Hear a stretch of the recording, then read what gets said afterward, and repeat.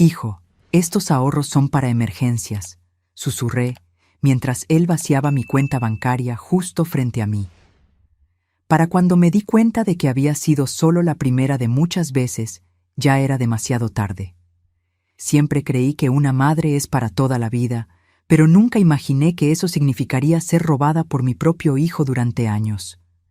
Él sonreía mientras me decía que se encargaría de todo, pero el único cuidado que tenía era con el dinero que no le pertenecía. Pero antes de continuar, asegúrate de ya estar suscrito al canal y escribe en los comentarios ¿desde dónde estás viendo este video? Nos encanta saber qué tan lejos están llegando nuestras historias. Fue una tarde de martes cualquiera cuando escuché las palabras que cambiaron mi vida para siempre. Carlos, mi hijo de 37 años, estaba sentado en mi mesa de la cocina, sorbiendo el café que yo acababa de servir. La luz del sol entraba por la ventana, resaltando las primeras canas en sus sienes, algo que heredó de mí, su madre de 65 años. «Mamá», dijo con esa voz calmada y controlada que siempre usaba cuando quería algo. «He estado pensando, a partir de tu próximo pago, vamos a transferir todo tu dinero a mi cuenta. Yo lo administraré todo por ti». Mi taza se detuvo en el aire. Lo miré, tratando de procesar lo que acababa de escuchar. No fue una pregunta, no fue una sugerencia. Fue una declaración, como si ya estuviera decidido. «¿Cómo que administrarás todo, Carlos?», pregunté, intentando mantener la voz firme. «Es simple», sonrió, esa sonrisa que usaba desde niño cuando quería convencerme de algo. «Ya tienes 65 años, trabajaste toda tu vida. Ahora necesitas descansar y no preocuparte por cuentas, facturas, administración financiera. Yo me encargo de todo eso por ti». Bajé mi taza lentamente. 40 años trabajando como enfermera en hospitales públicos, criando a un hijo sola, después de que mi esposo nos abandonara cuando Carlos tenía solo 3 años. 40 años ahorrando cada centavo posible, viviendo en apartamentos demasiado pequeños, usando ropa hasta que se destiñera. Todo para asegurar que mi hijo tuviera lo que yo nunca tuve: una educación de calidad, buena ropa, una vida sin las privaciones que conocí. No lo sé, hijo. Siempre me he encargado de mi propio dinero. Exactamente por eso, mamá. Siempre te has esforzado tanto. Ahora es hora de que descanses, insistió, poniendo su mano sobre la mía. Permíteme encargarme de esto. Es lo mínimo que puedo hacer después de todo lo que hiciste por mí. Sus palabras sonaban hermosas, quizás incluso sinceras, pero algo dentro de mí, una voz pequeña y distante, gritaba en alerta. ¿Por qué ahora? ¿Por qué todo? Mi pensión no era grandiosa, pero había logrado juntar un buen dinero a lo largo de los años. Tenía mi propia casa, pequeña pero cómoda, y algunos ahorros. «Voy a pensarlo», respondí finalmente. «No hay mucho que pensar, mamá», dijo, y por un instante un destello de irritación cruzó su rostro antes de que la sonrisa regresara. «Es por tu propio bien. Confía en mí». Carlos se fue esa tarde dejando atrás un sobre con documentos bancarios para que yo firmara. Documentos que le darían acceso irrestricto a mis cuentas. Pasé horas mirando esos papeles, con el corazón pesado de duda. Fue entonces cuando comencé a recordar pequeñas cosas. Cómo Carlos, que ganaba 4 veces mi pensión, nunca traía nada cuando venía a cenar cada viernes con su esposa. Cómo me había pedido prestado dinero varias veces en los últimos años sin jamás devolverlo. Cómo su casa, comprada hacía 2 años, tenía muebles caros que yo sabía que su salario por sí solo no podría pagar. Esa noche hice algo que nunca había hecho antes.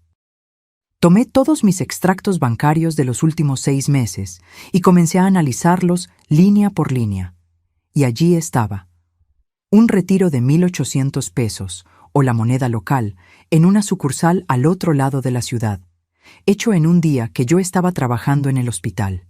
Un retiro que yo jamás había hecho. Mi corazón se aceleró mientras seguía buscando. Otro retiro desconocido 2 meses antes. Una transferencia a una cuenta que no reconocía. Con las manos temblorosas, agarré mi billetera. Mi tarjeta de débito estaba allí, como siempre.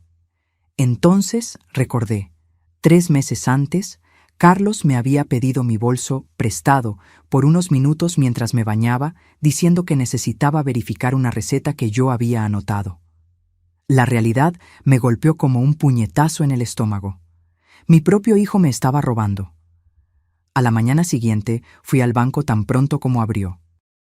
La joven gerente, no mucho mayor que Carlos, me miró con una mezcla de compasión e incomodidad cuando le expliqué la situación. «Señora Lourdes, esto sucede más de lo que usted imagina», dijo en voz baja. «El fraude familiar es muy común, especialmente contra los adultos mayores». «¿Quiere presentar una denuncia formal?» ¿Una denuncia formal? ¿Contra mi propio hijo? ¿El niño que acuné en noches de fiebre, para quien cosí disfraces de superhéroe, que defendí ferozmente de las injusticias del mundo? No, respondí, tragando el nudo en mi garganta. Por ahora solo quiero cambiar todas mis contraseñas y solicitar nuevas tarjetas. Y... dudé. Me gustaría verificar si existen otras cuentas o préstamos a mi nombre. La investigación reveló lo que más temía. Una tarjeta de crédito que yo nunca había solicitado, con una deuda de 7,500 pesos. Una cuenta de servicio de luz en una dirección que no era la mía, la dirección de la casa de Carlos. Y lo peor, un préstamo de 15,000 pesos a mi nombre, solicitado hacía un año, que había perjudicado seriamente mi historial crediticio. Salí del banco sintiéndome como si hubiera envejecido 10 años esa mañana. Caminé sin rumbo por las calles, tratando de entender cómo el niño que yo había criado, que amaba más que a mí misma, se había transformado en este extraño que robaba a su propia madre. Cuando Carlos llamó esa tarde, dejé que se fuera al buzón de voz. Su mensaje fue claro. «Mamá, pasaré por ahí esta noche a buscar los documentos firmados. Ya organicé todo para que la transferencia comience el próximo mes». Fue entonces cuando tomé mi decisión. Pasé el resto del día haciendo llamadas. A una empresa de mudanzas, a un abogado recomendado por la gerente del banco y, finalmente, a una inmobiliaria. A la mañana siguiente, cuando Carlos llegó a mi casa para la cena de viernes que nunca se perdía, al fin y al cabo era comida casera gratis, fui yo quien lo sorprendió. La casa estaba completamente vacía. Carlos se quedó parado en la puerta de la sala, su rostro congelado en una máscara de incredulidad. Su esposa, Vanessa, espiaba por encima de su hombro, con los ojos como platos. «¿Mamá? ¿Qué pasó? ¿Dónde están los muebles? ¿Dónde está el televisor?» Su voz oscilaba entre la preocupación y la acusación. Yo estaba sentada en la única silla que quedaba en la casa, una silla de cocina posicionada estratégicamente en el centro de la sala vacía. Sonreí con calma, algo que no hacía de verdad hacía mucho tiempo. «Los vendí», respondí simplemente. «¿Vendiste? ¿Cómo que vendiste? ¿Por qué?» Carlos avanzó por la sala, mirando alrededor como si los muebles pudieran estar escondidos en algún lugar. «Necesitaba el dinero», expliqué, manteniendo mi voz estable. «Si tú vas a administrar mis finanzas, pensé que sería mejor asegurar que tengo algo de dinero a mano primero». La confusión en su rostro se transformó rápidamente en furia, un tipo de rabia que yo nunca había visto en él antes, cruda, descontrolada, aterradora. Por un momento tuve miedo de mi propio hijo. «¿Estás loca?», gritó. «¿Cómo vamos a ver televisión cuando vengamos a cenar? ¿Cómo vamos a sentirnos cómodos aquí?» Esas palabras fueron como un rayo de claridad. «¿Cómo vamos a sentirnos cómodos aquí? No. ¿Cómo te vas a sentir cómoda, mamá?» Era sobre la comodidad de ellos, no la mía. Mi casa, mis pertenencias existían solo para la conveniencia de ellos. Vanessa se acercó, sus tacones golpeando el suelo de madera ahora expuesto. «Elvira, esto es ridículo. Venimos aquí todos los viernes para hacerte compañía, para asegurarnos de que estés bien. ¿Y así es como nos pagas?» Egoísta. La palabra no dicha flotaba en el aire entre nosotros. Yo, la mujer que había renunciado a tener una vida propia para que Carlos pudiera tenerlo todo. La mujer que, durante 37 años, puso sus necesidades por encima de las suyas. La mujer que había trabajado turnos dobles para pagar su universidad. Egoísta. «La cena no está lista», dije con calma. «De hecho, no hay cena hoy. Si tienen hambre, pueden ir a comer a otro lado». El silencio que siguió fue pesado. Carlos me miraba como si yo fuera una extraña, y quizás lo era en realidad. Una versión de mí que él nunca había conocido, que yo misma apenas estaba comenzando a conocer. «Necesitas pensar con cuidado lo que estás haciendo», dijo Carlos finalmente, su voz fría y calculadora. «Una mujer de tu edad, sola, sin una familia que realmente se preocupe por ella, puede terminar muy mal. Yo soy todo lo que tienes, mamá. Deberías recordar eso». La amenaza estaba mal disimulada, pero en lugar de asustarme, solo confirmó lo que yo ya sospechaba. Este ya no era el niño que yo crié. Era un hombre que veía a su propia madre como un recurso a explotar, una conveniencia, una cuenta bancaria. Se fueron dando un portazo. Escuché el coche arrancar con un rugido de motor. Y entonces, finalmente sola, dejé escapar un largo aliento que ni siquiera me di cuenta de que estaba conteniendo. En ese momento de silencio absoluto, en una casa vacía de muebles pero llena de recuerdos, comencé a entender cuán profundamente había sido traicionada. No era solo el dinero, era la confianza, el amor, la relación sagrada entre madre e hijo. A la semana siguiente, Carlos intentó llamarme varias veces.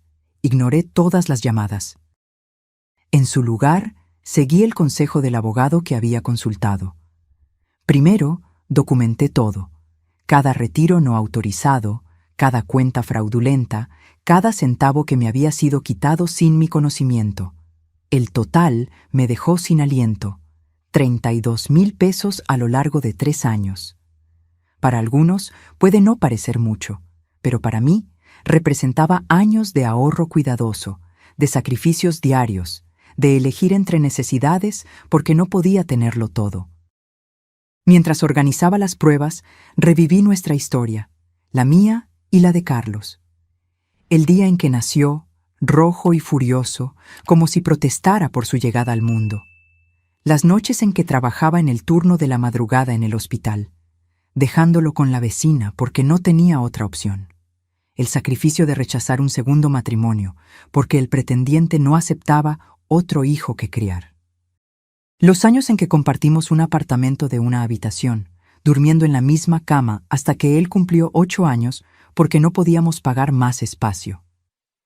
Recordé los tenis caros que imploró en la escuela secundaria, que costaron la mitad de mi salario mensual, pero que compré porque no quería que se sintiera inferior a sus compañeros.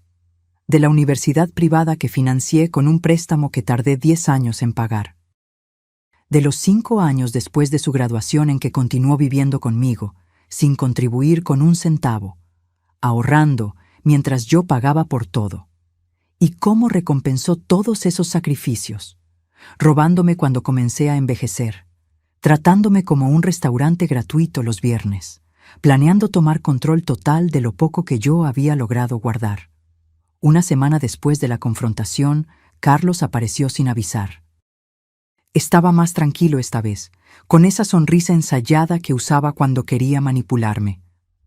«Mamá, vamos a hablar como adultos», dijo. «Vendiste todos los muebles por impulso. Claramente estás tomando malas decisiones. Esto solo prueba que necesitas mi ayuda». Lo miré. Realmente lo miré, como no lo hacía mucho tiempo. Vi la vanidad en sus ojos, la ropa cara, el reloj de lujo en su muñeca. Vi al hombre en que se había convertido, no gracias a mis sacrificios, sino a pesar de ellos. «Carlos», dije con calma, «sé sobre los retiros, sé sobre la tarjeta de crédito, sé sobre la cuenta de luz, lo sé todo». La sonrisa desapareció instantáneamente de su rostro. «No sé de qué estás hablando», respondió, pero su voz tembló ligeramente. «Tengo todos los documentos. Hablé con un abogado. Lo que hiciste es fraude, Carlos. Es un delito». Se puso pálido. «Tú no me harías esto. Soy tu hijo». «Sí, eres mi hijo, y por ser mi hijo, te daré una opción que tú no me diste. O me devuelves todo el dinero que me quitaste, con intereses, o voy a la policía. Su reacción fue predecible. Primero negación, luego rabia.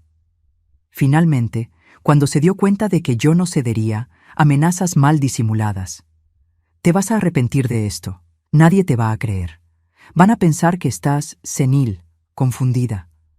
Sonreí, una sonrisa triste. Tengo todos los extractos, Carlos. Tengo grabaciones de mis conversaciones en el banco. Tengo pruebas documentadas de cada centavo que me quitaste. No es mi palabra contra la tuya. Eres tú contra la evidencia. Salió furioso, dando un portazo con tanta fuerza que pensé que lo rompería. Pero esta vez no me sentí culpable. No me sentí asustada. Me sentí fuerte. En los días que siguieron, Carlos inició una campaña de difamación contra mí. Publicó en las redes sociales sobre cómo su madre anciana se estaba confundiendo, cómo él estaba solo tratando de ayudar y cómo era doloroso ver a alguien que amas perdiendo la capacidad de tomar decisiones. Sus amigos e incluso algunos vecinos que lo conocían desde niño expresaron solidaridad, ofreciéndole apoyo en este momento difícil. Nadie preguntó mi versión de la historia. Fue cuando decidí que ya era hora de dejar de ser silenciosa, de dejar de ser la madre abnegada que acepta todo en nombre del amor. Era hora de luchar. El primer paso fue presentar una queja formal en el banco. El segundo, iniciar un proceso legal por fraude. Y el tercero, el más difícil, fue hacer algo que nunca imaginé que haría: exponer públicamente lo que Carlos había hecho. Mientras se enfrentaba a los procedimientos legales, transferí el dinero de la venta de los muebles a una nueva cuenta en otro banco. Alquilé un pequeño apartamento en otro barrio, lejos de Carlos y de los recuerdos dolorosos. Y, por primera vez en la vida, comencé a pensar en mí misma. ¿Qué quería para el resto de mi vida?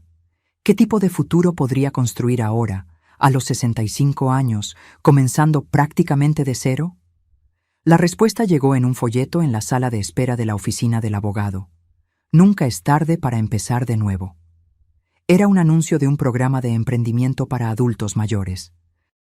Miré ese trozo de papel colorido por un largo tiempo. Empezar de nuevo. Una palabra que nunca consideré que sería parte de mi vida a esta edad. Los 3 meses que siguieron fueron los más intensos y transformadores de mi vida. Mientras el proceso legal contra Carlos avanzaba lentamente, decidí que no esperaría parada. Si estaba comenzando una nueva fase de la vida, lo haría con propósito y determinación. Me inscribí en el programa de emprendimiento. El primer día, me senté en la última fila de una sala llena de personas de mi edad o mayores. Personas con arrugas de expresión que contaban historias de vidas completas, pero que, como yo, estaban allí porque creían que todavía había más por vivir y crear.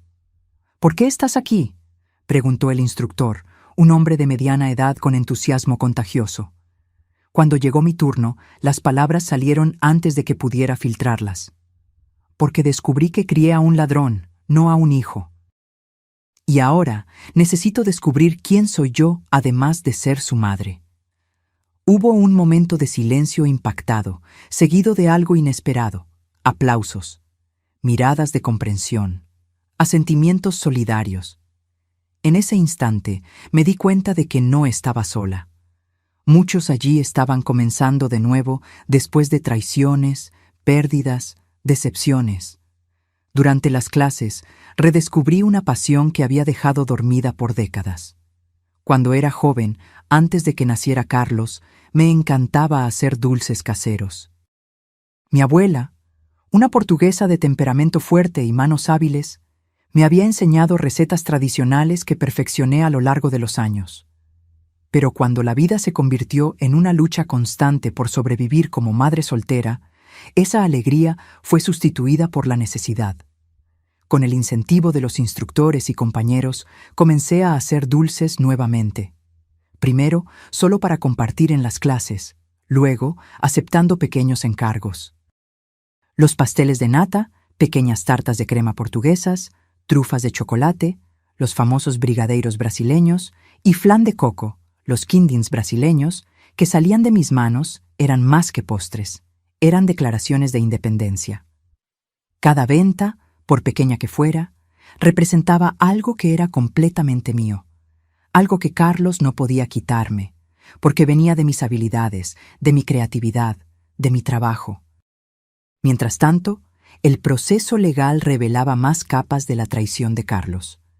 El abogado descubrió que él había usado mi nombre como aval en un préstamo para reformar su casa, sin mi conocimiento, que había hecho compras en línea con tarjetas registradas a mi nombre, que había, sistemáticamente, abusado de mi confianza de maneras que yo ni siquiera imaginaba posibles. Las evidencias eran irrefutables, y finalmente los abogados de Carlos sugirieron un acuerdo. Él devolvería los $32. 000 pesos que me había quitado, más $10,000 por daños morales, y asumiría públicamente lo que había hecho, limpiando mi nombre e historial crediticio. Cuando recibí la noticia, estaba en la cocina comunitaria que alquilaba para hacer mis dulces a mayor escala. Mis manos estaban cubiertas de harina, y el olor a canela y limón llenaba el aire. Sentí una mezcla de alivio y tristeza. Alivio porque se haría justicia. Tristeza porque ningún valor monetario podría reparar el vínculo roto entre madre e hijo. La noche anterior a la firma del acuerdo, recibí una llamada de Carlos. Después de semanas ignorando sus intentos de contacto, decidí contestar. Su voz sonaba diferente, más baja, sin la arrogancia habitual. «Mamá, ¿podemos hablar antes de mañana? ¿Solo nosotros dos?» Dudé. Una parte de mí quería creer que estaba genuinamente arrepentido. Que el hijo que yo había criado, que amaba a pesar de todo, todavía estaba allí en algún lugar dentro de ese hombre que me había traicionado. ¿Sobre qué, Carlos? Sobre nosotros, sobre reconstruir. Sé que hice cosas terribles, pero tú eres mi madre. Siempre habrá un nosotros, ¿no es así? Cerré los ojos, sintiendo el peso de esas palabras. Durante casi 4 décadas, nosotros significó que mis necesidades venían después de las suyas, que mis sueños podían esperar, que mi vida existía en función de la suya. No, Carlos, respondí finalmente. Ya no existe un nosotros, existe tú, que necesitas lidiar con las consecuencias de tus elecciones, y existo yo, que finalmente estoy aprendiendo a vivir por mí misma. Comenzó a protestar, a rogar, a manipular como siempre hacía. Pero algo había cambiado en mí. Sus palabras ya no tenían poder sobre mi corazón o mis decisiones. Mañana nos encontramos en la oficina del abogado. Buenas noches, Carlos. Colgué y volví a enrollar mis pasteles de nata. Cada movimiento metódico, estirar la masa, cortar los círculos perfectos, preparar el relleno cremoso, era una afirmación. Cada dulce finalizado era un recordatorio tangible de lo que yo podía crear con mis propias manos. A la mañana siguiente, firmé el acuerdo sin derramar una lágrima. Carlos evitó mi mirada durante toda la reunión, respondiendo solo con monosílabos cuando su abogado le hacía preguntas. Su esposa, Vanessa, no compareció. Cuando todo terminó y los abogados salieron para hacer copias de los documentos, quedamos solos en la sala de reuniones por unos minutos. Un silencio pesado flotaba entre nosotros. ¿Por qué hiciste esto, Carlos?, pregunté finalmente, no con rabia o acusación, sino con genuina curiosidad. Tenías un buen trabajo, una casa bonita, ¿por qué robar a tu propia madre? Miró hacia abajo, pasando la mano por su cabello perfectamente arreglado. No lo sé, murmuró. Al principio, fue solo una vez. Necesitaba completar el pago de la cuota inicial de la casa y estaba sin dinero. Pensé en devolverlo después. Pero luego se hizo fácil. Nunca preguntabas, nunca verificabas. La cruel simplicidad de la respuesta me golpeó como una bofetada. Yo nunca preguntaba, nunca verificaba, porque confiaba en él incondicionalmente, porque era mi hijo. ¿Y las cenas de los viernes? ¿Por qué venías todas las semanas si ni siquiera te gustaba pasar tiempo conmigo? Se encogió de hombros, un gesto indiferente que me dijo todo lo que yo necesitaba saber. Era conveniente. Era gratis. Era un hábito que lo beneficiaba a él, no a mí. Cuando salí de la oficina ese día, con un cheque sustancial y la promesa de que mi nombre sería limpiado, no sentí la victoria que esperaba. Pero sentí algo igualmente poderoso: libertad. Libertad del peso de la desilusión, de la traición, de las falsas esperanzas. En los meses siguientes, mi pequeño negocio de dulces caseros creció más allá de mis expectativas. Comencé vendiendo en ferias locales, luego a cafeterías del barrio. Creé una página en las redes sociales que, sorprendentemente, ganó seguidores rápidamente, principalmente después de que una influencer local probó mis pasteles de nata y los declaró los mejores de la ciudad. Con el dinero del acuerdo y el lucro creciente de los dulces, logré comprar un pequeño apartamento en un barrio tranquilo, cerca del mar. Nada lujoso, pero completamente mío. Lo decoré con muebles sencillos pero acogedores, colores vibrantes que siempre quise usar pero nunca me permití, y una cocina equipada con todo lo que necesitaba para mi nuevo oficio. Carlos intentó contactarme algunas veces después del acuerdo. Envió regalos en mi cumpleaños, mensajes en Navidad y Año Nuevo. Respondí con cortesía distante, manteniendo una frontera clara e infranqueable. Algunos amigos y familiares no entendieron mi decisión de mantener la distancia. «Pero es tu hijo», decían con asombro. «La familia es para siempre». Yo solo sonreía y respondía: «Sí, es mi hijo, y siempre lo será. Pero amor no significa permitir el abuso, el amor también incluye respeto y límites». En una tarde de domingo, mientras organizaba un encargo especial para la boda de una clienta, recibí una visita inesperada. Vanessa estaba en mi puerta, sin Carlos, luciendo incómoda y fuera de lugar con su traje elegante en mi edificio sencillo. «¿Puedo pasar?», preguntó ella, sin el tono arrogante que yo recordaba. Dudé, pero la curiosidad fue más fuerte. La invité a la sala, le ofrecí café que ella rechazó. «Vine porque creo que deberías saber», comenzó ella, mirando sus propias manos. «Carlos y yo nos estamos separando». La noticia no me sorprendió tanto como debería. «Lo siento», respondí, porque parecía lo que se debía decir. «No lo sientas», me dio una sonrisa triste. Descubrí que no fui la única engañada. Había otras mujeres, cuentas secretas, mentiras sobre el trabajo, sobre el dinero, sobre todo. Asentí en silencio. El patrón era familiar. «Vine porque quería que supieras que tenías razón al alejarte», continuó ella. En su momento pensé que estabas siendo cruel. Que estabas exagerando, pero ahora lo entiendo.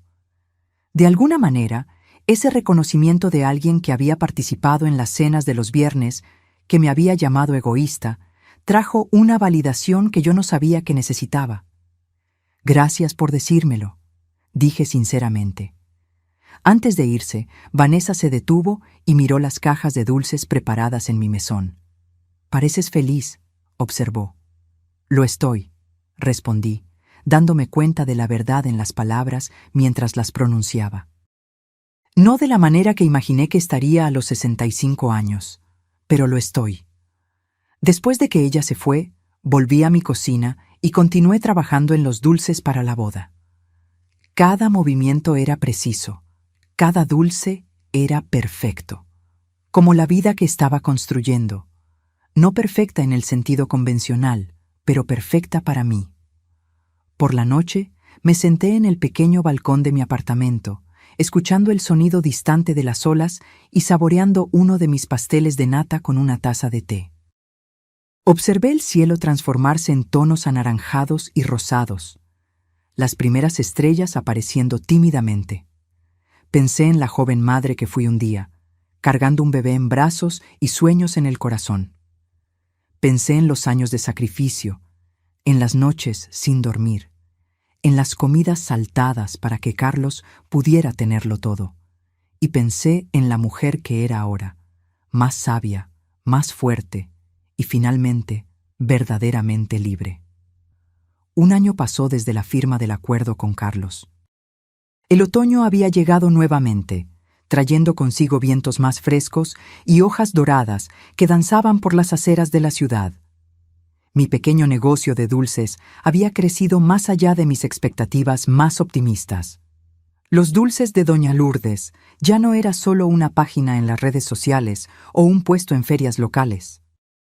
Ahora tenía un espacio propio, una pequeña tienda en el centro de la ciudad con grandes ventanas de vidrio que dejaban entrar la luz del sol, iluminando las vitrinas llenas de colores y texturas tentadoras. Esa mañana de lunes, mientras preparaba la masa para una nueva horneada de pasteles de nata, sonó el timbre de la puerta. Era demasiado temprano para clientes. Normalmente solo abría a las 10. Limpié mis manos en el delantal y fui a atender. Para mi sorpresa, era Marta, mi vecina de toda la vida del antiguo barrio. No la veía desde que me mudé hacía casi un año. «Lourdes», exclamó, abriendo los brazos para un abrazo. «Finalmente te encontré. El lugar está hermoso». Devolví el abrazo, genuinamente feliz de verla. Marta había sido una de las pocas personas que no tomó partido cuando la situación con Carlos se hizo pública.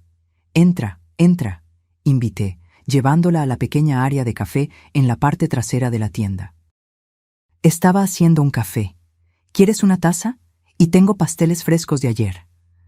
Mientras comíamos y bebíamos, Marta me puso al tanto de las novedades del barrio, los pequeños chismes sobre vecinos comunes, la nueva panadería que había abierto donde antes estaba la ferretería. Era extraño cómo ese mundo parecía simultáneamente familiar y distante, como una película que viste hace mucho tiempo y recuerdas solo vagamente. ¿Y Carlos?, preguntó finalmente, la voz bajando ligeramente. ¿Supiste? Negué con la cabeza. No mantenemos contacto, respondí honestamente. Supe por Vanessa que vendió la casa después del divorcio, se mudó a otra ciudad, comenzó un nuevo trabajo. Aparte de eso, no sé nada más. Marta asintió, comprensiva. Debe haber sido difícil, cortar contacto con tu propio hijo. Fue la decisión más difícil de mi vida, admití, mirando por la ventana a los transeúntes en la acera. Pero también fue la más necesaria. A veces necesitamos remover personas tóxicas de nuestras vidas, incluso cuando son familia. Especialmente cuando son familia, porque el daño es mayor. Pareces diferente, Lourdes, observó Marta. Más ligera, más segura. Sonreí, reconociendo la verdad en sus palabras. Es porque finalmente entendí que merezco más que sobras. Pasé toda mi vida poniéndome en segundo lugar. Primero fue por necesidad. Criar a un hijo sola no me dejaba opción. Luego se volvió un hábito, y entonces se convirtió en una trampa. ¿Una trampa? Sí, la trampa de creer que amor significa sacrificio constante, que ser una buena madre significa no tener límites, que envejecer significa aceptar cualquier migaja de atención de los hijos, incluso cuando viene con abuso. Marta tomó un sorbo de café, pensativa. Muchas de nosotras caemos en esa trampa. Yo misma. Fue interrumpida por la campanilla de la puerta. Una joven entró, mirando alrededor con curiosidad. Con permiso, me levanté. Necesito atender. La clienta era una novia en busca de dulces para su boda. Mientras conversábamos sobre sabores y cantidades, noté que Marta me observaba con una sonrisa. Cuando terminé con la clienta, que salió prometiendo volver con la confirmación del pedido, Marta se acercó. «Encontraste tu lugar en el mundo», dijo. No era una pregunta. «Lo encontré», confirmé, a los 66 años. ¿Quién lo diría? Después de que Marta se fue, volví a la cocina y continué preparando los dulces para el día. Cada movimiento era familiar ahora, casi meditativo. Mientras trabajaba, reflexionaba sobre la jornada del último año. No había sido fácil. Hubo noches en que me desperté llorando, sintiendo la ausencia de Carlos como un agujero en el pecho. Hubo momentos en que casi lo llamo, casi cedía a la vieja necesidad de mantener la paz a toda costa. Hubo días en que me cuestioné si estaba siendo demasiado dura, si debería darle otra oportunidad, pero luego recordaba los extractos bancarios. Las cuentas fraudulentas, la frialdad calculada con que él había planeado tomar control total de mis finanzas, y la determinación regresaba. El primer mes después del acuerdo fue el más difícil. Utilicé parte del dinero para alquilar un espacio en la cocina comunitaria, donde producía mis dulces 3 veces por semana. En las primeras semanas vendía menos de lo que gastaba. Llegué a pensar que había cometido un error terrible, que era demasiado vieja para empezar de nuevo. Fue doña Celeste, una señora de 80 años que también usaba la cocina comunitaria para hacer conservas, quien me dio la perspectiva necesaria. «Lourdes, ¿cuántos años tienes? ¿65?» «Pff», bufó, ajustando los lentes en la punta de la nariz. «Puedes vivir 20-30 años más. ¿Vas a pasar todo ese tiempo lamentando lo que perdiste o vas a construir algo nuevo?»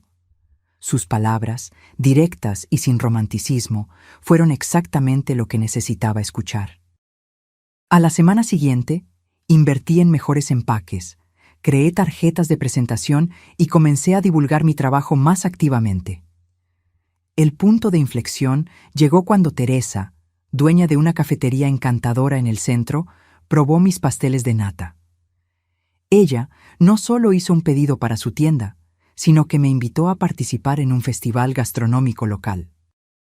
Fue allí donde mis dulces llamaron la atención de más personas, incluyendo a la mencionada influencer local, que los divulgó a sus seguidores. Los encargos comenzaron a llegar. Primero algunos a la semana, luego varios al día. En 6 meses logré alquilar mi propio espacio, esta pequeña tienda que ahora era mi santuario y sustento. La campanilla de la puerta me trajo de vuelta al presente. Más clientes habían llegado. La mañana se transformó en tarde, y la tarde en inicio de noche antes de que me diera cuenta. Cuando finalmente giré el letrero de abierto a cerrado, sentí el cansancio placentero de un día productivo. Volví a casa caminando, como hacía todos los días. Mi apartamento quedaba a 15 minutos de la tienda, una distancia perfecta para estirar las piernas y organizar los pensamientos. El camino pasaba por una pequeña plaza donde adultos mayores jugaban dominó y niños jugaban bajo la supervisión de niñeras y abuelos. A veces, observando a esas familias, sentía una punzada de tristeza. Me preguntaba si algún día tendría nietos, si Carlos formaría su propia familia, si algún día nos reconciliaríamos. Pero luego recordaba que la vida no sigue guiones, que a veces las historias que imaginamos para nosotros mismos necesitan ser reescritas. Que no siempre los finales felices son como en los cuentos de hadas. Mi final feliz se estaba escribiendo ahora, poco a poco, día tras día. Estaba en las sonrisas de los clientes al probar mis dulces, en las amistades que hice con proveedores y otros comerciantes locales, en la libertad de tomar mis propias decisiones, grandes o pequeñas, sin tener que considerar las expectativas o manipulaciones de nadie. Al llegar a casa, encontré un sobre en el buzón. No tenía remitente, solo mi nombre y dirección en una caligrafía que reconocí inmediatamente. La letra de Carlos. Por un momento, me quedé parada en la entrada del edificio, mirando ese sobre como si fuera algo vivo y potencialmente peligroso. Una parte de mí quería romperlo sin leer. Otra parte anhelaba noticias de él, por alguna señal de verdadero arrepentimiento. Subí a mi apartamento y puse el sobre en la mesa de la cocina. Preparé un té, me di un baño, comí una comida ligera. Todo el tiempo, el sobre permanecía allí, como un visitante silencioso esperando atención. Finalmente, me senté y lo abrí. Dentro había una carta manuscrita y una foto antigua. Yo sosteniendo a Carlos bebé en brazos, sonriendo a la cámara, con esa mezcla de agotamiento y alegría que solo las madres recientes conocen. La carta era breve. Mamá, no espero perdón, ni siquiera una respuesta. Solo quería que supieras que comencé terapia hace 6 meses. Estoy tratando de entender por qué hice lo que hice, ¿Por qué lastimé a la persona que más se sacrificó por mí? El terapeuta dice que tengo un largo camino por delante, que reconstruir la confianza, si alguna vez es posible, lleva años, no meses, que primero necesito convertirme en alguien digno de confianza. Vi tu tienda en las redes sociales, parece increíble. Siempre supe que hacías los mejores dulces del mundo. Estoy orgulloso de ti, aunque no tenga el derecho de sentir esto. Carlos. Leí la carta varias veces, tratando de encontrar la manipulación oculta, la agenda secreta. Pero, sorprendentemente, no parecía haber ninguna. Ningún pedido, ningún intento de justificar, ninguna solicitud implícita de reconciliación. Guardé la carta en el cajón donde guardaba documentos importantes. No respondí. No estaba lista, tal vez nunca lo estaría, pero algo cambió esa noche. Un pequeño nudo de amargura que ni siquiera sabía que cargaba comenzó a deshacerse. No era perdón, no todavía. Era simplemente el reconocimiento de que las personas pueden cambiar, de que el futuro permanece sin escribir, de que la vida continúa sorprendiendo, incluso a los 66 años. En la primavera siguiente, mi pequeño negocio enfrentó un dilema maravilloso. Estaba creciendo demasiado rápido. Ya no podía atender todos los encargos sola, especialmente después de que comencé a proveer a 3 cafeterías y una tienda de delicatessen. Por primera vez en la vida necesitaba contratar ayuda. La idea me ponía nerviosa. Ser jefa nunca había formado parte de mi plan de vida. Como enfermera, siempre fui subordinada a médicos y supervisores. Como madre, mi papel era cuidar, no liderar. «Estás pensando demasiado», dijo Teresa durante nuestro desayuno semanal en su cafetería. Esta rutina había comenzado algunos meses atrás y se había convertido en un punto de anclaje en nuestras semanas ocupadas. Contrata a alguien. Enseña tus recetas. Delega. Mis recetas son todo lo que tengo, confesé, revolviendo el café distraídamente. ¿Y si la persona no es confiable? ¿Y si roba mis fórmulas y abre un negocio competidor? Teresa se rió, sacudiendo la cabeza. Primero, eso es improbable. Segundo, incluso si sucede, nadie hace dulces como tú, Lourdes. Hay algo especial en tus creaciones que va más allá de las recetas. Tenía razón, por supuesto. Siempre la tenía. Teresa, con sus 50 años y 2 décadas de experiencia como empresaria, se había convertido no solo en una socia de negocios, sino en una mentora y amiga. Fue ella quien me ayudó a entender contratos, precios, gestión de inventario, aspectos del negocio que yo desconocía completamente. Días después de esa conversación, puse un pequeño anuncio en la vitrina. Se busca asistente de pastelería. Experiencia deseable pero no obligatoria. Pasión por los dulces indispensable. Entrevisté a 5 candidatas. Todas parecían adecuadas, pero algo en Juliana, una joven de 23 años recién graduada en gastronomía, me llamó la atención. Tal vez fue su entusiasmo genuino, la forma en que sus ojos brillaron al probar mis dulces, o la historia que compartió sobre aprender a hacer trufas de chocolate con su abuela cuando tenía 6 años. ¿Por qué quieres trabajar en una tienda pequeña como la mía?, le pregunté. Con tu diploma podrías intentar restaurantes más grandes, hoteles. Justamente por ser pequeña, respondió ella prontamente. Quiero aprender de alguien que pone el corazón en lo que hace. En lugares grandes, seré solo una más en la línea de producción. La contraté ese mismo día. Fue una de las mejores decisiones que he tomado. Juliana trajo más que solo ayuda práctica a la tienda. Trajo nuevas ideas, energía joven, conocimientos técnicos que complementaban mi experiencia intuitiva. Mientras yo dominaba los clásicos, pasteles de nata, flanes de coco, trufas de chocolate, ella sugirió fusiones contemporáneas y presentaciones innovadoras que atrajeron a una clientela más joven. Nuestra sociedad floreció de maneras inesperadas. Yo le enseñaba a ella los secretos de las recetas tradicionales, transmitidos por generaciones en mi familia. Ella me mostraba cómo usar las redes sociales de forma más eficaz, cómo tomar fotos que resaltaran la belleza de los dulces, ¿Cómo crear contenido que enganchara a los seguidores? Doña Lourdes, necesitamos hacer un video de usted preparando pasteles de nata, insistió ella una mañana. A la gente le encanta ver el proceso, especialmente cuando es alguien con su experiencia mostrando técnicas tradicionales.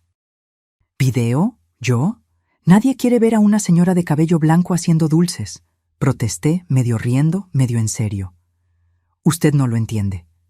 Juliana sacudió la cabeza. Es exactamente eso lo que la gente quiere ver. Autenticidad, historia, técnica real. Están cansados de influencers perfectas que apenas saben romper un huevo. Reticentemente, permití que filmara. El video, editado con música suave y subtítulos explicativos, superó las 5.000 visualizaciones en 2 días. Los comentarios desbordaban de admiración, preguntas sobre técnicas y, sorprendentemente, historias personales de personas recordando a sus propias abuelas y madres en la cocina. ¿Vio? Juliana sonrió triunfante. Usted no es solo una pastelera. Es una contadora de historias a través de los dulces. Esa idea, que mis dulces eran historias, que cada receta cargaba recuerdos y tradiciones, resonó profundamente conmigo. Comencé a incluir pequeñas tarjetas con los encargos, contando el origen de cada dulce, cómo aprendía a hacerlo, qué recuerdos evocaba. A los clientes les encantó esta dimensión adicional. Muchos volvían no solo por los sabores, sino por las historias, por la conexión con algo auténtico en un mundo cada vez más artificial. 6 meses después de contratar a Juliana, expandimos el negocio. Alquilamos el espacio contiguo a la tienda original y lo transformamos en una pequeña área de café, donde los clientes podían saborear los dulces acompañados de café o té. Contratamos a 2 personas más, un joven para atender las mesas y una señora jubilada que, como yo, había encontrado en la pastelería una segunda carrera. Mi rutina cambió. Ahora, en lugar de hacer todos los dulces sola, supervisaba a un pequeño equipo. En lugar de preocuparme si tendría suficientes clientes, me preocupaba si podríamos atender a todos. En lugar del miedo al fracaso, enfrentaba el desafío del éxito. En una tarde particularmente concurrida, mientras preparábamos un gran encargo para una boda, recibí una visita inesperada.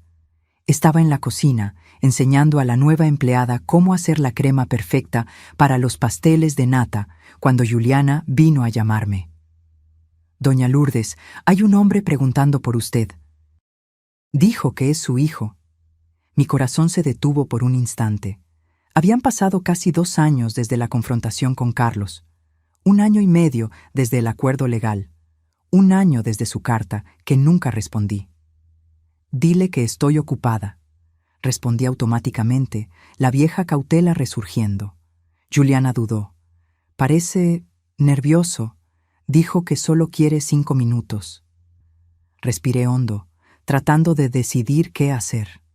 Una parte de mí quería esconderse en la cocina, protegida por las ollas y los empleados. Otra parte, la más fuerte, sabía que no podía huir para siempre. Dile que lo veré en el café en 5 minutos. Usé ese tiempo para recomponerme. Me lavé las manos, me quité el delantal, me arreglé el cabello ahora completamente blanco. Me miré brevemente en el pequeño espejo del baño de los empleados. El rostro que me miraba era el de una mujer mayor. Sí, pero también más confiada, más serena que la persona que yo era 2 años atrás. Carlos estaba sentado en una mesa en la esquina, mirando nerviosamente por la ventana. Parecía más delgado, más viejo. Había algo diferente en él que no pude identificar de inmediato. «Hola, Carlos», dije, sentándome frente a él. Me miró y vi la sorpresa en sus ojos. ¿Esperaba a la madre sumisa de antes? ¿La mujer que aceptaba todo, que nunca se imponía, que vivía en función de él? «Mamá», comenzó, la voz ligeramente temblorosa. «Estás diferente». «Lo estoy», asentí. «¿Qué quieres, Carlos?» Pareció momentáneamente desconcertado por mi franqueza. El viejo Carlos habría tomado control de la conversación inmediatamente, dictado los términos, manipulado sutilmente. Este Carlos parecía inseguro. Quería verte, respondió finalmente. Saber cómo estás. El lugar es increíble. Nunca imaginé que yo sería capaz de construir algo así, completé cuando él dejó la frase en el aire. No es eso, se apresuró a decir. Es que siempre parecías tan cansada, tan resignada con la vida. Ahora pareces ¿viva? Asintió, una pequeña sonrisa en sus labios. Sí, viva. Nos quedamos en silencio por un momento. Juliana apareció, trayendo 2 tazas de café y un plato con una selección de mis dulces. Cortesía de la casa, dijo con una sonrisa, pero sus ojos me preguntaban silenciosamente si yo estaba bien. Asentí levemente. Todavía estoy en terapia, dijo Carlos después de que ella se fue. 2 años ya. Ha sido difícil. Confrontar quién soy, lo que hice, por qué lo hice. ¿Y por qué lo hiciste?, pregunté, la pregunta que me atormentaba desde hacía años. Miró el café, como si las respuestas pudieran estar flotando en la superficie oscura. Al principio, era solo conveniencia. Tú estabas allí, disponible, nunca preguntabas. Después, se convirtió en una especie de derecho en mi cabeza, como si todo lo que tenías fuera parcialmente mío por derecho de nacimiento. La sinceridad desnuda de esas palabras dolía, pero también traía una extraña liberación. Finalmente, la verdad sin excusas ni manipulación. El terapeuta dice que tengo rasgos narcisistas, continuó, que crecí creyendo que el mundo, que tú, existía para servirme, que nunca desarrollé empatía real. Asentí, dándome cuenta de que eso tenía sentido. Explicaba tanto. No vine a pedir perdón, dijo sorprendiéndome.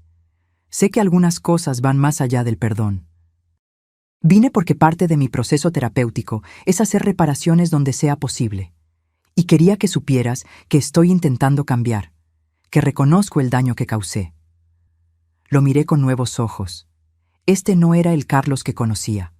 Arrogante, manipulador, siempre con un ángulo, siempre con una agenda oculta. Este hombre parecía más humano, falible y consciente de sus fallas. Me alegra que estés buscando ayuda, dije finalmente. De verdad. Gracias, respondió, y vi lágrimas formándose en sus ojos.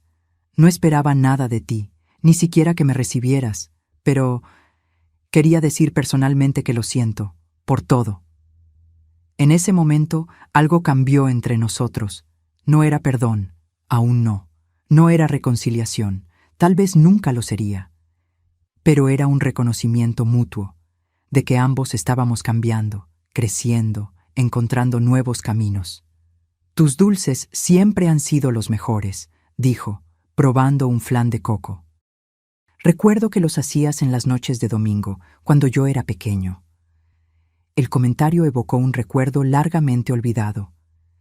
Carlos a los 6 años, sentado en el mesón de la cocina, lamiendo la cuchara de madera mientras yo terminaba el dulce.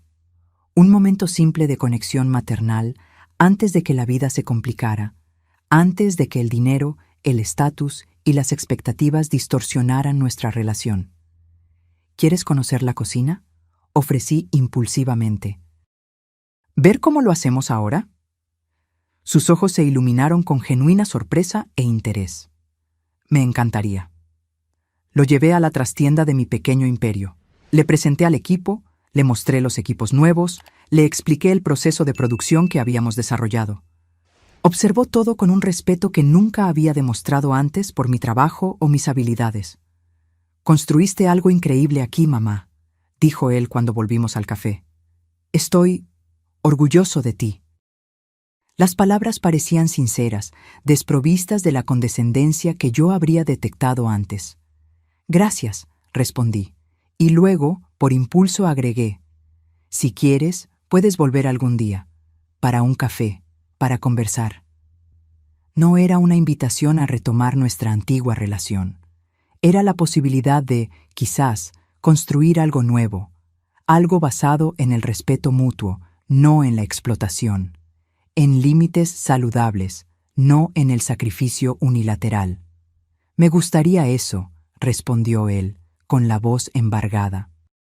Cuando nos despedimos en la puerta de la tienda, no hubo abrazos dramáticos ni promesas grandiosas, solo un reconocimiento silencioso de que el pasado no podía cambiarse, pero el futuro permanecía abierto.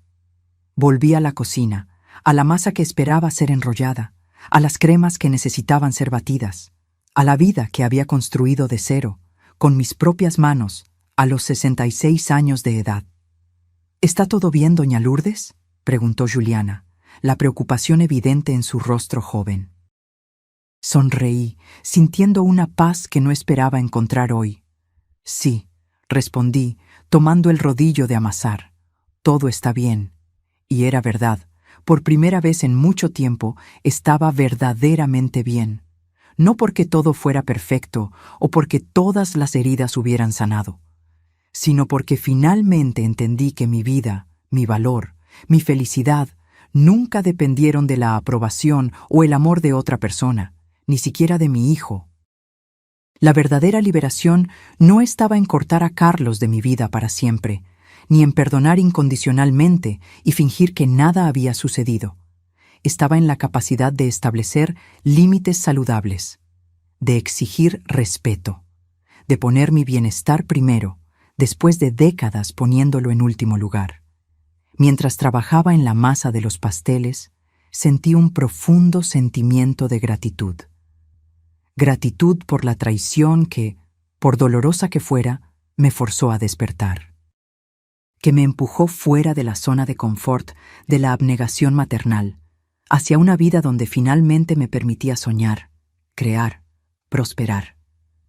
¿Sabes algo, Juliana?, dije, mirando a mi joven asistente. Creo que es hora de que volvamos a expandirnos. ¿Qué te parece si comenzamos a ofrecer clases de pastelería? ¿Compartir no solo las recetas, sino las historias detrás de ellas? Sus ojos brillaron.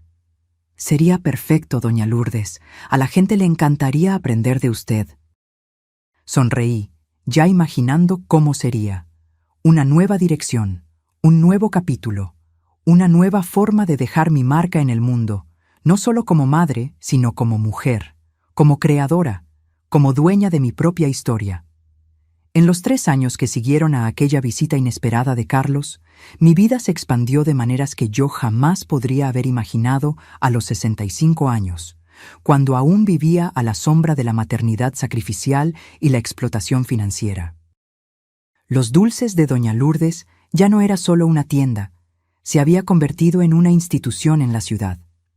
Además del espacio original y el café, ahora teníamos un pequeño estudio donde impartía clases de pastelería 2 veces por semana. Las clases, inicialmente un experimento, se volvieron tan populares que había lista de espera de 3 meses. ¿Quién diría que a los 69 años yo sería una influencer? Bromeé con Teresa durante nuestro café semanal, ahora una tradición sagrada. Mi nieta dice que soy viral. Teresa se rió. Siempre subestimas el efecto que tienes en la gente, Lourdes. No son solo los dulces lo que los atrae. Eres tú, tu historia, tu autenticidad.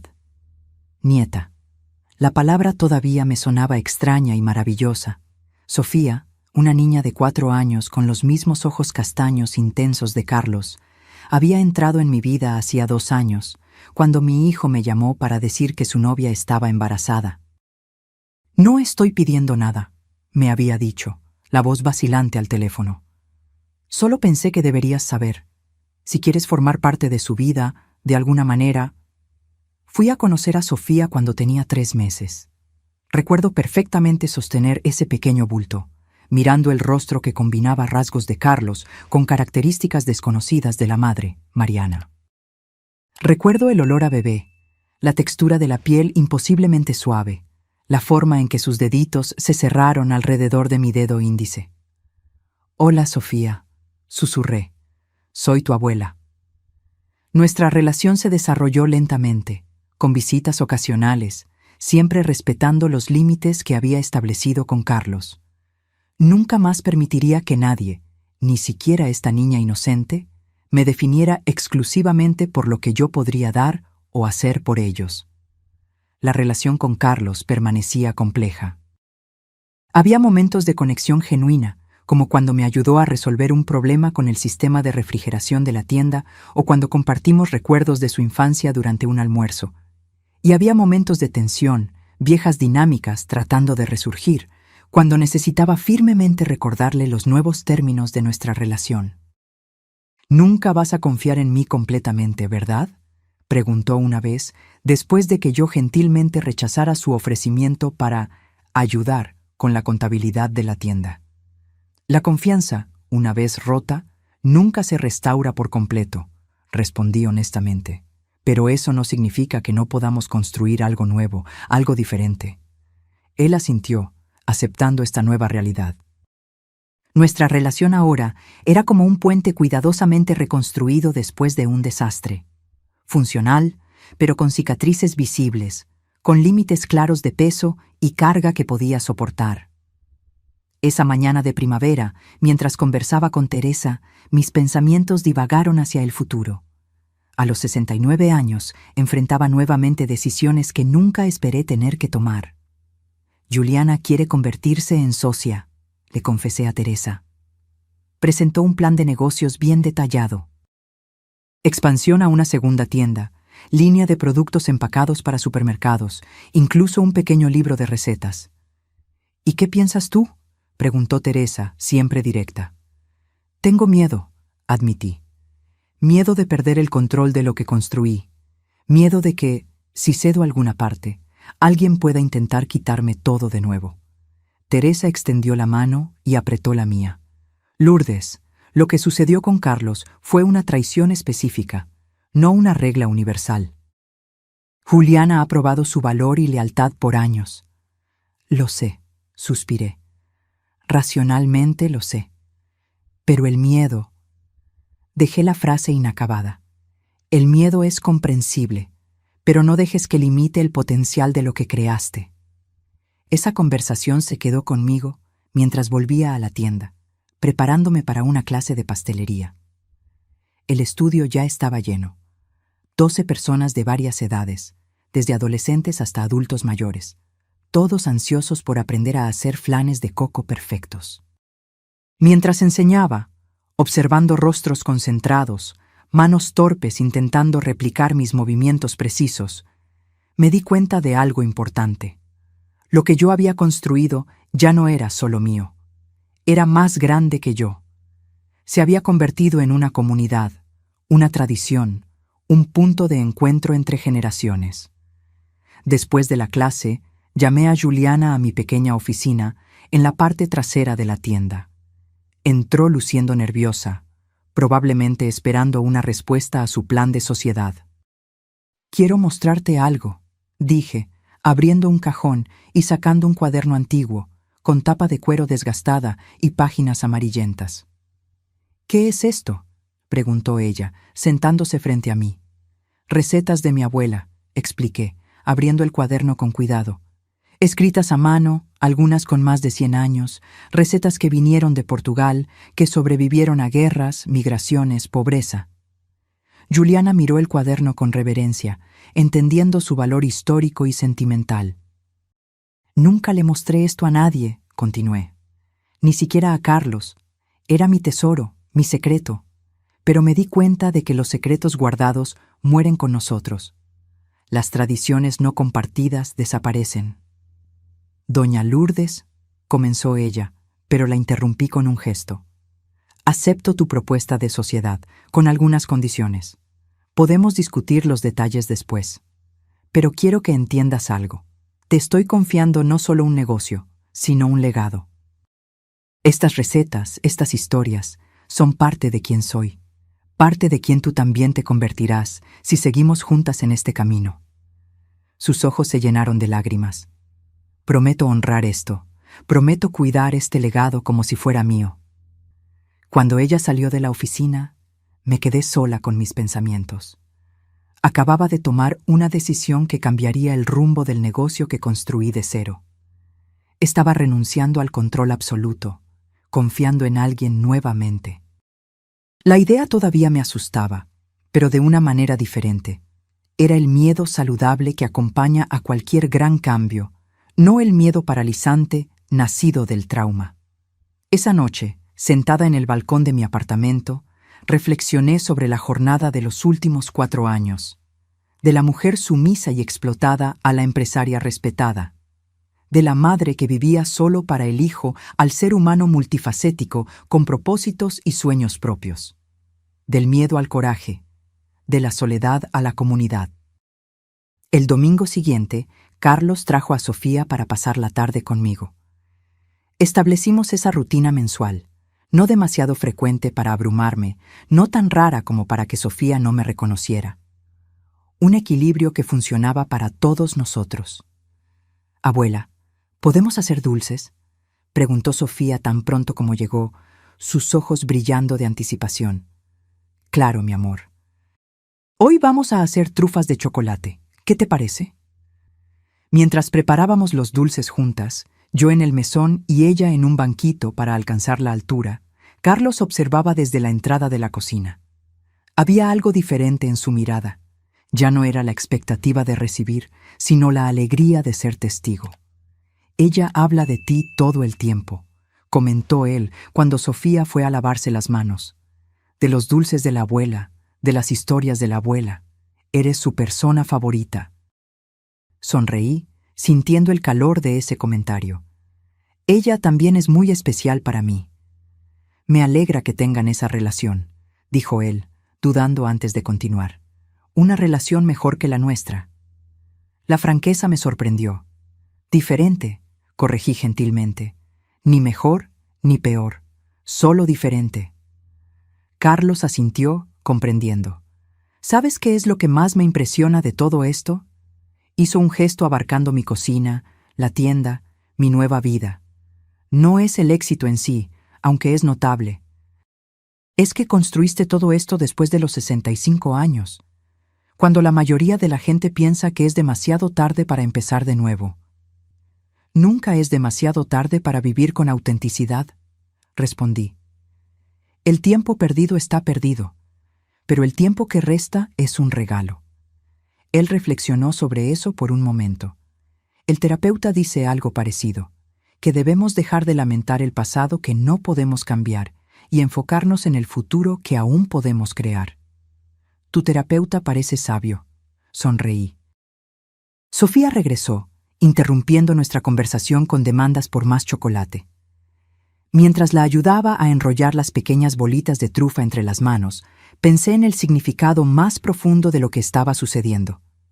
3 generaciones en la misma cocina, una tradición siendo transmitida, no solo de recetas, sino de valores, trabajo arduo, creatividad, independencia, resiliencia.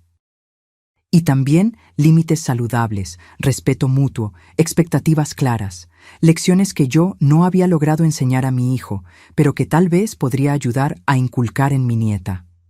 A la semana siguiente, Juliana y yo firmamos los papeles de la sociedad. 51% para mí, 49% para ella. Una división que reconocía su participación crucial, mientras preservaba mi control final sobre decisiones importantes. El contrato, cuidadosamente revisado por mi abogado, incluía cláusulas de protección para ambas partes y un plan de sucesión gradual. En 5 años, si todo va bien, tendrás la opción de comprar otro 20%, le expliqué mientras firmábamos los documentos. Eventualmente, este lugar será más tuyo que mío, y está todo bien, es como debe ser. Nunca cambiaré el nombre, prometió ella. Siempre serán los dulces de Doña Lourdes, incluso cuando usted esté jubilada en alguna playa. Me reí de la idea. ¿Jubilada? ¿De nuevo? No, gracias. Prefiero seguir haciendo lo que amo hasta que no pueda sostener una cuchara. Pero sus palabras plantaron una semilla. No sobre la jubilación. Después de décadas trabajando para sobrevivir, ahora trabajaba por placer y propósito, sino sobre el futuro más distante, sobre lo que quedaría después de que yo ya no estuviera aquí. En las semanas siguientes, comencé un proyecto que había pospuesto por mucho tiempo. documentar formalmente todas las recetas tradicionales de la familia, junto con las historias detrás de ellas. No solo las técnicas culinarias, sino los recuerdos, los contextos, las personas que las habían transmitido. Mi abuela haciendo pasteles de nata en la cocina minúscula del apartamento en el suburbio. Mi madre preparando flanes de coco para vender en el vecindario en tiempos difíciles. Yo misma, joven e inexperta, aprendiendo por ensayo y error. Teresa me convenció de transformar ese proyecto en un libro real. No es solo un libro de recetas, insistió ella. Es un libro de memorias, una pieza de historia cultural, un documento de resistencia femenina. La idea parecía demasiado grandiosa para mí, pero la semilla estaba plantada. En una tarde tranquila, mientras organizaba fotografías antiguas para incluir en el libro, recibí una llamada inesperada. Era Amanda, la gerente del banco donde todo comenzó 4 años atrás, cuando descubrí los primeros retiros no autorizados de Carlos. «Señora Lourdes», dijo ella, sonando animada. «No sé si me recuerda, pero...» «Claro que recuerdo, Amanda», interrumpí con una sonrisa. ¿Cómo podría olvidar a la persona que me ayudó a recuperar mi independencia financiera? Ella se rió. Me alegra que haya tenido ese impacto. De hecho, estoy llamando porque tengo un pedido un poco inusual. Estamos organizando una serie de charlas sobre educación financiera para mujeres, especialmente mujeres mayores, y me encantaría que usted compartiera su historia. La propuesta me tomó completamente por sorpresa. ¿Yo? ¿Dar una charla? Amanda, soy solo una pastelera. Usted es mucho más que eso, respondió ella firmemente. Es un ejemplo de resiliencia, de coraje, de reinvención. Su historia podría inspirar a otras mujeres que están enfrentando situaciones similares: abuso financiero, explotación por familiares, la sensación de que es demasiado tarde para empezar de nuevo. Me quedé en silencio, considerando sus palabras. Nunca había pensado en mi experiencia personal como algo que pudiera tener valor para otras personas aparte de mí misma. No necesita responder ahora, continuó Amanda. Piense en ello. Sería solo una conversación informal con un grupo pequeño, nada intimidante. Voy a pensarlo, prometí antes de colgar. En los días que siguieron, la idea de compartir mi historia públicamente se quedó conmigo, creciendo en atractivo. Hablé de ello con Juliana, con Teresa, incluso con Carlos, durante una de nuestras conversaciones cautelosas. «Deberías hacerlo», dijo Carlos, sorprendiéndome con su apoyo inmediato. «Tu historia es poderosa, mamá». Y lamentablemente, lo que sucedió entre nosotros no es tan inusual como debería ser. La sinceridad de ese reconocimiento, el hecho de que no intentó minimizar o justificar sus acciones pasadas, significaba más para mí que cualquier disculpa. Acepté la invitación de Amanda. La primera charla sería para un grupo pequeño, solo 15 mujeres, la mayoría mayores de 60 años. Me preparé meticulosamente, escribiendo notas, organizando pensamientos, tratando de decidir cuánto compartir, cómo encontrar el equilibrio entre la honestidad y la exposición excesiva. La noche anterior a la charla, llamé a Carlos. No sé exactamente por qué, tal vez buscando algún tipo de permiso, alguna confirmación de que estaba haciendo lo correcto al convertir nuestra historia privada en algo público. «Voy a hablar sobre lo que sucedió entre nosotros mañana», dije directamente. En un evento en el banco, hubo un breve silencio del otro lado de la línea. «Entiendo», respondió él finalmente. «Tienes todo el derecho. No voy a usar tu nombre», aclaré.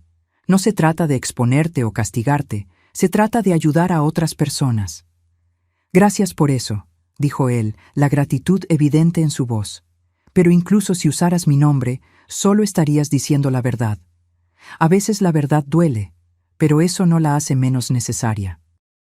Esas palabras me acompañaron a la mañana siguiente, mientras entraba en la pequeña sala de reuniones del banco.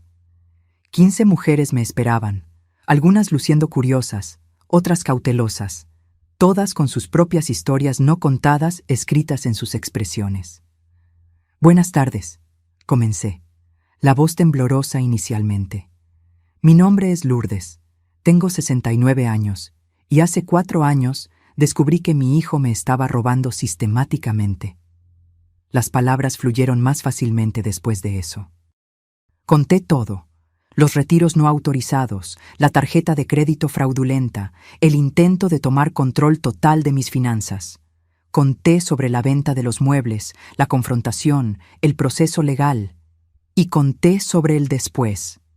El comienzo de nuevo, la tienda de dulces, el redescubrimiento de propósito e identidad. Mientras hablaba, vi lágrimas en los ojos de algunas mujeres, asentimientos de reconocimiento de otras. Me di cuenta de que mi historia, por personal que fuera, era también universal. Muchas allí habían experimentado alguna versión de lo que viví, tal vez no con hijos, sino con esposos, hermanos, yernos. La dinámica era la misma: el abuso de confianza, la explotación disfrazada de cuidado, la lucha por recuperar la autonomía. Al final, una señora en la primera fila levantó la mano. Su rostro estaba marcado por décadas de vida, pero sus ojos brillaban con intensidad. ¿Cómo encontraste el coraje?, preguntó ella. ¿Cómo superaste el miedo a quedarte sola, a perder a tu hijo para siempre? La pregunta me golpeó en el alma. Era exactamente lo que yo misma habría preguntado 4 años antes, si estuviera sentada en esa sala escuchando a otra mujer contar una historia como la mía. El coraje no vino todo de una vez, respondí honestamente. Vino en pequeños pasos. Vino cuando me di cuenta de que ya estaba sola, incluso con mi hijo en mi vida. Que esa relación estaba basada en la explotación, no en el amor verdadero. Hice una pausa, buscando las palabras correctas, y en cuanto al miedo a perder a mi hijo, descubrí que lo que realmente temía perder nunca existió de la forma en que yo imaginaba. El hijo que yo creía tener, el que me amaba incondicionalmente, el que me cuidaría en la vejez, era una ilusión que yo misma había creado. Respiré hondo antes de continuar. La paradoja es que, al alejarme, al establecer límites claros, al exigir respeto, creé espacio para una relación nueva y más saludable.